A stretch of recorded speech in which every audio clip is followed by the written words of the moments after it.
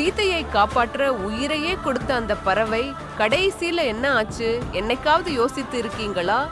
ராவணன் சீதையை கடத்திட்டு போகும்போது அவளை காப்பாற்ற குறுக்கே நின்றபோது ஜடாயு என்கிற கழுகு ராவணன் அந்த கழுகோட ரெக்கையை வெட்டினப்போ அது துடிதுடிச்சு தரையில் விழுந்தது.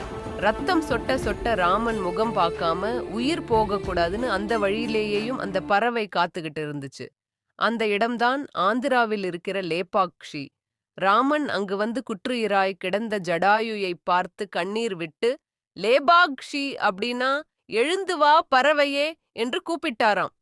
ஆச்சரியம் என்னன்னா, இந்த இடத்துல பாறையில் மிகப்பெரிய காலடி கிடந்திருக்கு. அது சீதையோடுதுன்னு சொல்றாங்க. அந்த தடம் எப்பவும் ஈரம் குறையாம ஈரம் கசிஞ்சுகிட்டே இருக்குமா. ஒருவேளை அந்த பறவைக்காக இயற்கையே விடும் கண்ணீரா இருக்குமோ? விலங்கா இருந்தாலும் கடைசி வரைக்கும் கொடுத்த வாக்க காப்பாத்துன்னு என்பதற்கு இந்த இடமே சாட்சியாக நிக்குது.